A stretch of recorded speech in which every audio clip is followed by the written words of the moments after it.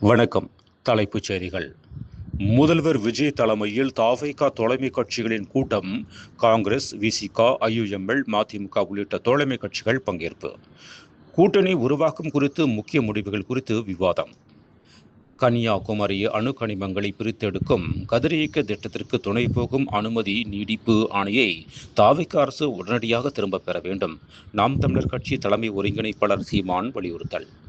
அதிமுக முன்னாள் அமைச்சர் எஸ். வளர்மதி கட்சியிலிருந்து நீக்கம். 125 நாள் வேலை திட்ட விதிகள் சிலவற்றில் மாற்றங்களும் தளர்வுகளும் அவசியமாகிறது. பிரதமர் நரேந்திர மோடிக்கு தமிழக முதல்வர் விஜய் கடிதம் மூலம் வலியுறுத்தல். தமிழக அரசு இந்த நியமனத்தை மறுபரிசீலனை செய்து வெங்கட் நாராயணாவின் நியமனத்தை திரும்ப பெற வேண்டும். தேமுதிக பொதுச் செயலாளர் பிரேமலதா விஜயகாந்த் வலியுறுத்தல். இந்தியா இலங்கை இருநாட்டு மீனவர்கள் பிரச்சினைக்கு பேச்சுவார்த்தை மூலம் தீர்வு காண முடியும். இலங்கை மீன்வளத்துறை அமைச்சர் ராமலிங்கம் சந்திரசேகர் பேச்சு. 30 முதல் 40 கோடி பணம் கொடுத்து எம்எல்ஏக்களை விலைக்கு வாங்கும் ஸ்டாலின் அரசியலை விட்டே ஒதுக்க வேண்டும். அமைச்சர் CTR நிர்மல்குமார் பரபரப்பு பேட்டி. வடமேற்கு வங்கக்கடலில் புதிய காற்றழுத்த தாழ்வு பகுதி நாளை உருவாகிறது. சென்னை வானிலை ஆய்வு மையம் தகவல்.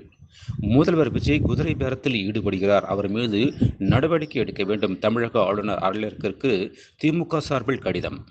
மறைந்த கவிஞர் புவியரசு உடல் 21 குண்டுகள் முழங்க அரசு மரியாதையுடன் கோவையில் தகனம் செய்யப்பட்டது. முதல்வர் விஜயின் கூட்டத்தை தவிர்த்தாலும் தவேக அரசுக்கான ஆதரவு தொடரும். இந்திய கம்யூனிஸ்ட் மற்றும் மார்க்சிஸ்ட் கம்யூனிஸ்ட் கட்சியின் மாநில செயலாளர் தகவல். முதல்வர் விஜய் குறித்து அவதூறு வழக்கில் திமுக எம்எல்ஏ அனிதா ராதாகிருஷ்ணன் முன்ஜாமீன் கோரி உயர்நீதிமன்றத்தில் மனு. மேலும் விரிவான செய்திகளுக்கு அரசியல் ராஜ்யம் மின் இதழை படியுங்கள். நன்றி, வணக்கம்.